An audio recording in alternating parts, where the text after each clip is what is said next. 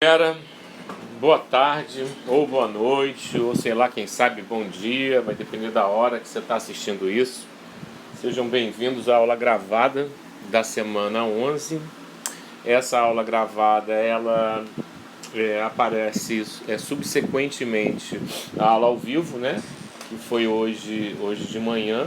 Então, enfim, foi uma aula muito intensa, né? Muito corrida, por conta das várias dúvidas que vocês tiveram lá no fórum. A participação foi excelente. Vocês estão de parabéns, tá? Nota 10 para vocês. Bom, enfim, essa aula de hoje, gente, é uma aula que vai ser utilizada para a gente poder construir a nossa aula ao vivo quinta-feira que vem, né? Naquele mesmo horário, às 8 horas da manhã, e vai funcionar no mesmo esquema. Vou colocar um fórum lá para vocês tecerem seus comentários, enfim, suas observações, suas perguntas e o que mais for pertinente, for compatível com o que a gente vai estar falando hoje, ok? Não pretendo me estender muito, uns 20 minutinhos, 25 minutinhos, tá? Antes eu queria lembrar a vocês que semana que vem a gente tem a nossa avaliação diagnóstica, né? Então ela é muito importante para vocês poderem dar um feedback para a gente, uma orientação de como é que as coisas estão indo, né? Isso é muito importante, que vocês participem, que vocês estejam lá, até porque, enfim, é uma forma também de você mensurar tudo aquilo que você tem estudado e assistido de aula nesse período, né, galera? Esse período que é um período tão diferente de tudo que a gente já viveu, né? Bom, mas vamos que vamos. Então, isso é uma coisa que eu queria falar. Acho que é dia 3 e dia 5, né? Acho que a de Química é dia 5, né? Em cima daqueles assuntos, né, que a gente já viu. Dá uma olhada nas lives anteriores, dá uma olhada nas gravadas também, tanto minha quanto do Mazei, que vai ajudar bastante aí para você fazer essa tua simulação. A outra coisa, para a gente poder dar uma situada aí geral, né? É sobre como está andando, qual é o caminho do trabalho que a gente está efetuando com vocês, né? Eu e o Mazei. O Mazei tem lá um tempo com vocês que é um tempo maior, onde ele consegue falar de fisicoquímica e falar também de fazer a revisão, né, da matéria do primeiro ano, do nono ano, enfim. Só que com essa nova configuração a gente precisa pensar melhor nessa revisão. Então a gente percebeu que é importante que a gente faça essa revisão de todo esse conteúdo antes da prova da UERJ e também antes da prova do Enem. Então, assim, em termos de química orgânica, a gente está muito tranquilo no conteúdo, aquele conteúdo que eu fiz com a revisão, né, de funções orgânicas, com aquele material que também está lá no Moodle, que você pode consultar, utilizar, inclusive me perguntar também lá no fórum sobre os materiais antigos, não tem problema nenhum, tá bom? Ou por mensagem, você fica à vontade. Mas, então, como eu estava falando, né, a gente precisa fazer a revisão de todo esse conteúdo. Então a gente decidiu, né, que eu desse uma parada na química orgânica e começasse a dar um gás junto com a revisão de química geral, no qual eu já falei de radioatividade e tabela periódica.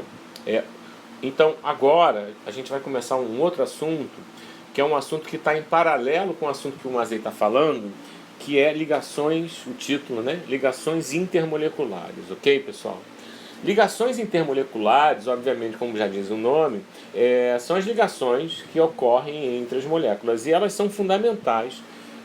Esse assunto e todos os outros assuntos que derivam, né, prioritariamente desse primeiro assunto, cara, você não tem ideia de como isso cai no Enem. Assim, e outras derivações, né, que eu vou apresentar para vocês hoje, na aula de hoje e nas aulas seguintes também, né? E ao mesmo tempo que eu estou falando de ligações intermoleculares, o Mazei também deve estar falando com vocês de ligações interatômicas e geometria, que são pré-requisitos para a gente poder falar bem de ligações intermoleculares, né? Uma outra coisa também que eu gostaria de falar com vocês, né? Quando vocês viram ligações intermoleculares lá no primeiro ano, vocês tinham um grau de maturidade, até em função dos conteúdos que vocês já tinham, né, diferente do grau de maturidade que vocês têm hoje, por conta até dos conteúdos que vocês já viram, né, a partir do momento que vocês estão no terceiro ano. Então, assim, o foco, pessoal, vai ser um foco mais amplo e abrangente. O que eu estou querendo dizer com isso? Quando a gente fala de ligações intermoleculares, a gente não vai ficar limitado somente a substâncias inorgânicas. A gente também vai incluir nesse bojo, nesse pacote, vai ser um pacotão, a gente também vai incluir nesse pacote as substâncias orgânicas, ok? E aí eu queria fazer uma singela observação, pessoal. A inclusão das substâncias orgânicas é de fundamental importância para você fazer as questões tanto de qualificação da UERJ, quanto também de seleção lá do Enem, fora as outras, medicina particular, São Paulo, enfim. Pessoal, é importantíssimo. Por isso que a gente tem que trabalhar tudo isso de uma forma bem aprofundada, bem inteligente e também bem confortável para ficar bacana para vocês, ok? Então, assim, para a gente começar a aula hoje, eu queria primeiro falar dos pré-requisitos que são necessários para que a gente possa entender bem, né, e também identificar o tipo de ligação intermolecular que existe, obviamente, num determinado composto. Entendendo que, né, ligação intermolecular são ligações entre moléculas. E então a gente não pode confundir e achar, por exemplo, que um composto iônico tem ligação intermolecular, sabe, gente? Não faz sentido. Então eu vou falar um pouquinho sobre isso antes, para a gente poder separar e colocar assim, fronteiras bem claras, né, bem nítidas a respeito de cada situação dessa, para a gente poder caminhar de forma... Quer dizer, eu preciso estabelecer essas fronteiras de forma bem clara antes de falar exatamente de ligações intermoleculares, né? Antes de classificar essas ligações. Então a aula hoje vai ser para isso, tá certo? Bom, o que a gente precisa inicialmente, aí sempre tem essa coisa recordar é viver, inicialmente para poder caminhar com ligações intermoleculares. A primeira coisa que a gente precisa é lembrar, saber o que é eletronegatividade. Lembra que eu falei que eletronegatividade é uma tendência, né, de atrair elétrons quando em uma ligação química. Eletronegatividade é uma das propriedades periódicas, ok? E ela tem uma variação na tabela periódica, ela aumenta da esquerda para a direita e de baixo para cima, ou seja, quanto mais para a direita e para cima, maior é a eletronegatividade, excluindo-se os gases nobres. Lembra que a gente falou desse detalhe, ok? Pois bem, outra coisa que a gente precisa saber é que quando dois átomos se unem, tá certo? Esse valor de eletronegatividade vai ser importante para definir o posicionamento do par eletrônico da ligação. O que eu quero dizer com isso?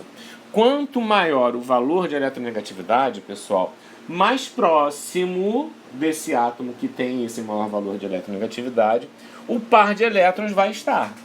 E aí, a consequência disso é que você cria um polo na molécula, onde aquele que é mais eletronegativo assume um polo negativo. Por quê? A carga do elétron também é negativa, ok? Então isso é fundamental. Uma coisa que eu queria falar com vocês, que é, digamos assim, uma abordagem mais moderna, né, sobre o que é uma ligação química, né? Cientistas, né, de uns 20 anos para cá, a gente fala moderna, mas assim, é de 15, 20 anos para cá, né? Só que isso demora um pouco para chegar no grande público, demora um pouco para chegar nas escolas, né? Mas de um tempo para cá, os cientistas perceberam que dentro de uma população de átomos, né, uma população de moléculas, enfim, uma população de ligações, digamos assim, que é enorme, né?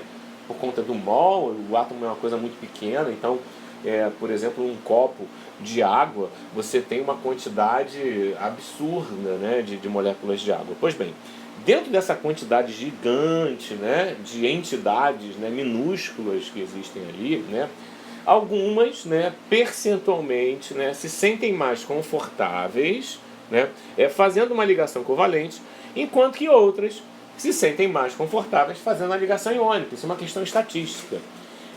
Por causa disso, por causa dessa abordagem matemática e probabilística, hoje em dia a gente não bate um martelo dizendo que uma ligação é iônica. A gente diz que ela tem aí um alto percentual de caráter iônico, ou uma outra forma de falar isso, a gente diz que ela é predominantemente iônica. Percebe a diferença? Claro que aquela que tem um percentual maior que 50%, né, vai ser definida em função desse percentual. Ó, só para você ter uma ideia.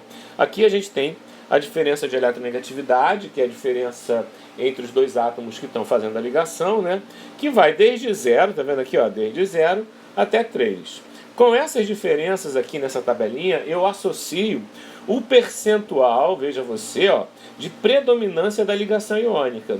E percebeu-se que a predominância da ligação iônica, ou seja, mais que 50%, ela começa a acontecer a partir de 1,7, entende? Então, por isso que esse valor aí meio que cabalístico, né, meio que assim, alquímico, né, 1,7, né, foi escolhido e aparece em todos os livros didáticos como, digamos assim, o borderline, né, da distinção entre uma ligação covalente e uma ligação iônica, tudo bem? Então isso é importante também falar. A outra coisa aqui que aparece e que é legal eu mostrar para vocês, né, alguns exemplos, né, de compostos. No caso aqui, começando no NaCl, que seria o cloreto de um elemento, né, que está associado ao determinado grupo da tabela periódica. O sódio é do grupo 1A, o magnésio é do 2A, né? Se você olhar para a tabela periódica, você vai ver que o Na, o magnésio, o alumínio e assim sucessivamente, né, são elementos pertencentes a esses grupos aqui, 1A, 2A, 3A, até chegar ao 7A, ok? Claro que todos eles combinando aí com o cloro, né? Pois bem, e você vai perceber que conforme ele vai caminhando na tabela para direita, ele quem? Né? O metal, não o metal, né? Mas o elemento que está ligado ao cloro, inicialmente é um metal, depois passa a ser um metal, né? Conforme os elementos vão se aproximando na tabela periódica, né? O que eu estou querendo dizer é o que? É que o sódio, por exemplo, ele está muito mais distante do cloro do que, por exemplo, o silício. E aí qual é a consequência disso? A consequência é que quanto mais distante, maior é a diferença de eletronegatividade. Veja, o sódio é o cara mais distante, né, do cloro, e a diferença de eletronegatividade é 2,1. Quando você compara com o silício, que foi o exemplo que eu falei anteriormente, né, que é, né, pessoal, aqui um cara que está no grupo 4A, né, onde você tem a diferença de 1,2. O que significa isso? Que ao invés da gente trabalhar com um valor numérico, se a gente trabalha, né, com um sentido geográfico da tabela periódica, o que eu quero dizer com isso? Quando você olha dois elementos e se eles estão muito distantes na tabela periódica, então é provável que eles formem um composto iônico. Se eles estão muito próximos entre si, é mais provável que ele forme um composto covalente, ok? Para a gente fugir um pouquinho dessa diferença de eletronegatividade, e aí por que eu estou falando isso, né? Porque muitas tabelas periódicas em provas de vestibular, em exames externos de vestibular, não têm os valores de eletronegatividade. Se eles não têm os valores de eletronegatividade, como por exemplo, vamos até pior, por exemplo, tem prova, a prova, né? Tem a prova, A com A maiúsculo, que não tem tabela periódica, ok? Que é o Enem. O Enem não vem com tabela periódica, tá certo? Mas enfim, mas aí você pode, se ele falar para você qual é o grupo, né, do elemento, aí você sabe qual é a sequência do grupo, né? Você pode avaliar se ele vai ser mais ou menos iônico que uma outra opção que essa mesma questão te ofereça, tá certo? Bom, vamos lá, vamos continuar aqui. Recordar é viver 2, né? A gente precisa também lembrar do conceito de polaridade. O que é polaridade? Pessoal, polaridade é uma consequência do tipo de ligação e dos valores de eletronegatividade, ok? Então assim, vamos pensar no seguinte, ó. Imagina só que você tem um íon, seja ele positivo ou negativo. Ora, se ele é um íon e tem carga, obviamente ele tem polo. Então ele é polar, ok? Então todo íon a princípio é bastante polar. Todo íon a princípio é bastante solúvel em água, que também é um solvente polar, ok? Pois bem, aí vamos pensar aqui nas ligações, né? Imagina você que eu tenho aqui uma ligação iônica. Ora, pessoal, uma ligação iônica, ela é superpolar, né? Porque a diferença de eletronegatividade entre os elementos que estão ali é absurda, então ela é superpolar. Ligações covalentes, pessoal. Ligações covalentes, elas podem ser apolares ou polares, mas nunca tão polares quanto as ligações iônicas, ok? E aqui a gente tem dois exemplos de duas substâncias, que são substâncias simples, que é o hidrogênio e o cloro, tá certo? Eles têm o mesmo valor de eletronegatividade, né? Os dois átomos que estão se ligando, logo essa diferença é zero, então eles são totalmente apolares. Mas poderia ser também polar, como é o caso do HCl, né? Tem uma diferença de eletronegatividade aí, mas que não é suficiente para fazer com que ele seja considerado um composto iônico. Aliás, pessoal, todo ácido, seja ele orgânico ou inorgânico, é um composto covalente. Polar, mas covalente, ok? Aqui a gente precisa ter em mente, né, como é que aparenta ser um modelo de cada um desses três tipos de compostos, né, que são os compostos iônicos, os compostos covalentes polares e os covalentes apolares, onde o covalente apolar não tem distorção da nuvem elétrica, então não tem polo. O covalente polar tem uma distorção em direção ao elemento mais eletronegativo, então aí você tem o aparecimento de polos, e a ligação iônica ela tem uma distinção total entre as duas regiões, positiva e negativa, ok? A gente diz que ela é o ápice da polaridade, tá certo? Bom, aqui eu coloco uns exemplos de HF, HCl e de água, só para você saber quem é o polo negativo, quem é o polo positivo. Isso vai ser importante em determinado momento aí da nossa discussão, ok? E aí, uma das consequências da polaridade de uma molécula é que ela sofre interferência de um campo magnético. E a gente tem um campo magnético. A gente, em casa, tem um campo magnético que é o micro-ondas. Um exemplo que eu sempre costumo falar para os meus alunos, né, pessoal, se você bota chuchu ou bota batata, né, no micro-ondas, quem aquece mais rápido? Quem falou chuchu, acertou. Mas por que o chuchu aquece mais rápido, pessoal? Porque ele tem a maior quantidade de água, e água é polar. O micro-ondas ele age em cima das moléculas de água, preferencialmente, ok? Se você bota um prato vazio, sequinho, limpinho, no micro-ondas ele não aquece, já percebeu? Ele precisa de um alimento que contenha água, ou seja, uma substância que seja polar e sofra a influência do campo magnético gerado pelo micro-ondas, tá bom, pessoal? Olha aqui, ó.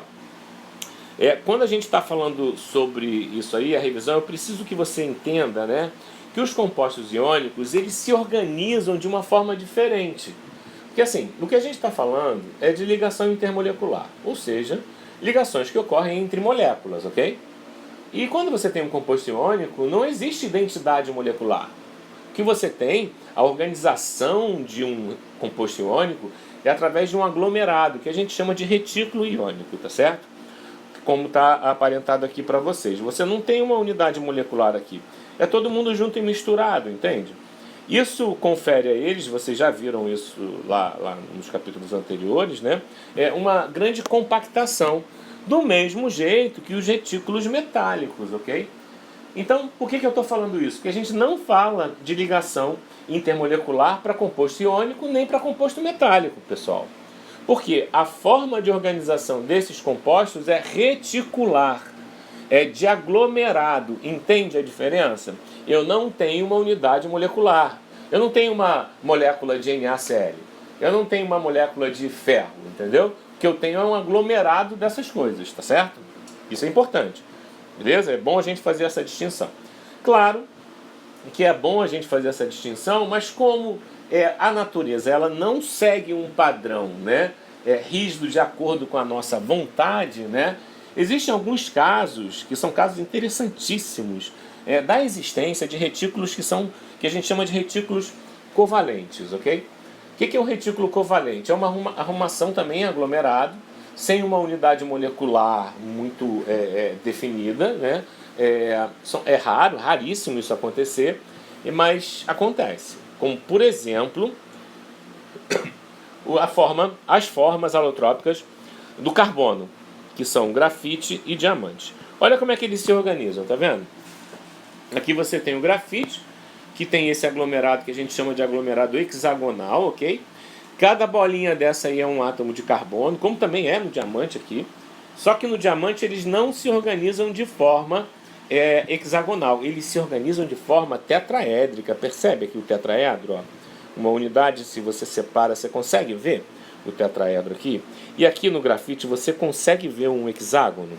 Pois bem, no grafite o pessoal acaba representando ele de um jeito que acaba gerando uma confusão.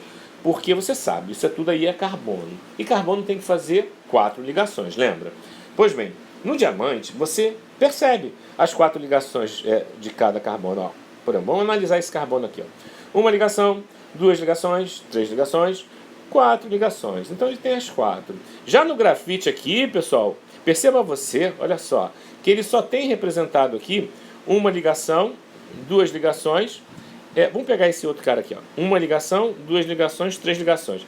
Esse cara aqui só tem 2 porque ele fez um corte, mas na verdade essa estrutura ela se estende infinitamente. Então acaba que cada carbono ele está cercado por 3 outros átomos de carbono, no grafite, né? Enquanto que no diamante, cada carbono está cercado por 4 átomos de carbono.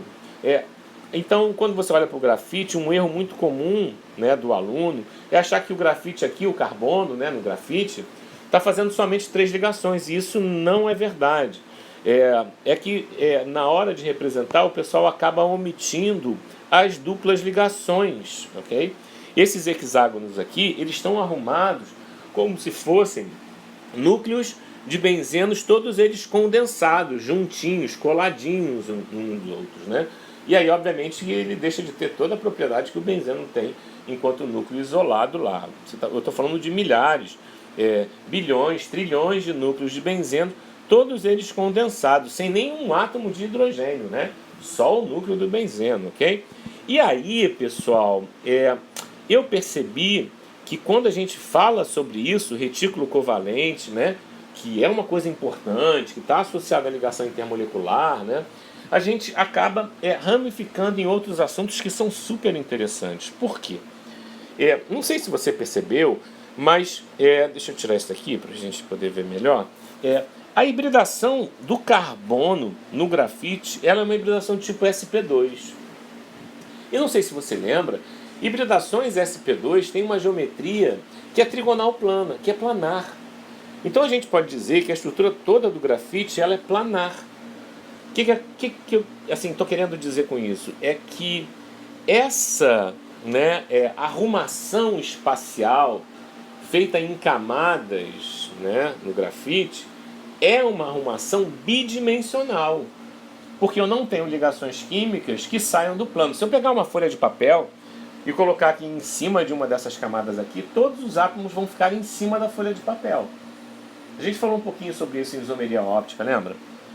E aí, pessoal, a gente consegue inclusive observar isso na prática. Por exemplo, um lápis, que é o que está colocando aqui. Um lápis, quando você escreve, você concorda que pedaços vão, digamos assim, deslizando na ponta do lápis pelo papel? São as camadas de grafite que vão ficando no papel. A gente diz que é quebradiço por quê? Porque é como se eu tivesse camadas em cima de camadas. Qualquer forcinha desloca essas camadas aí, no caso, que como eu estou falando, quando você está escrevendo com um lápis no papel. Agora, por exemplo, já aqui o diamante, que tem essa estrutura aqui, que a gente chama de estrutura tetraédrica, né? E não trigonal plana, você percebe que a hibridação é sp3. E a hibridação sp3, que é aquela do carbono quiral, lembra? Ela é uma hibridação que traz com si uma geometria tridimensional. Diferente da geometria do sp2, que é bidimensional, ok? Aí você fala, pô, mas isso aí eu nunca vi, como assim? Isso já caiu? Cara, isso tem questão que cai sobre isso. Só pra gente terminar aqui, já que a gente está falando de alotropia, né?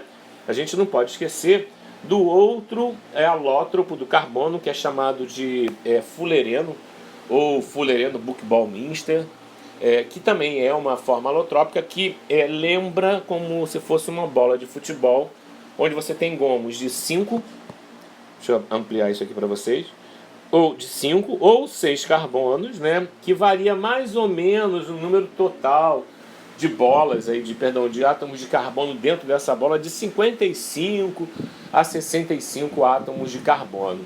E essa coisa aí, cara, ela tem uma aplicação terrível, assim, é quase que milagrosa na nanotecnologia.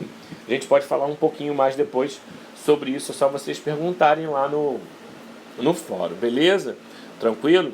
Tá, bom, vamos fazer uns exercícios aqui que já caíram no Enem, pra gente ver como é que funciona isso. Olha esse exercício aqui.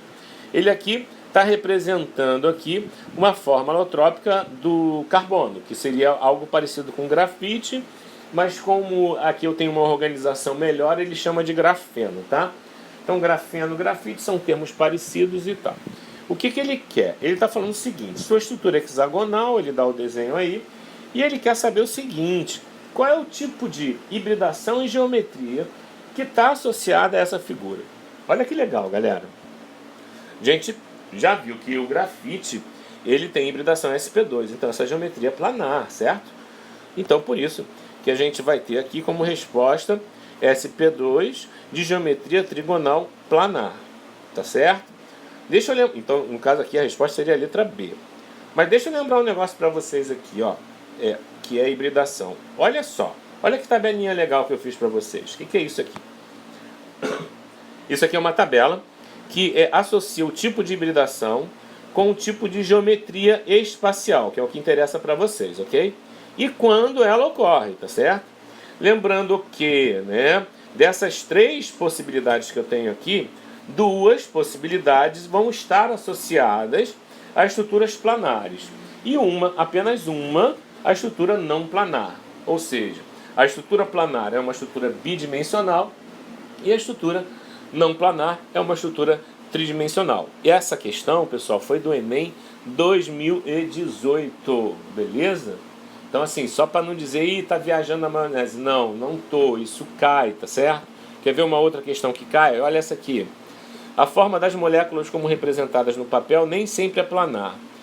Olha aí, nem sempre é planar. Olha como você tem aplicação em fármacos, ok? Ó, quem vai fazer aí farmaco, quem vai fazer medicina, quem vai fazer biologia, olha como isso aí é importante. Continuando a leitura da questão. Em um determinado fármaco, a molécula contendo um grupo não planar é biologicamente ativa. Lembra de atividade biológica? Pois bem, é aquilo que faz efeito no organismo, lembra? Que quando uma forma do isômero óptico tem atividade biológica, a outra não tem. Olha como é que as coisas se misturam, tá vendo, gente? Pois bem, enquanto moléculas contendo substituintes planares são inativas. Só para a gente lembrar, estruturas planares são do tipo SP, SP2. Então, eu tenho aqui que saber distinguir quem é planar e quem não é planar, ok?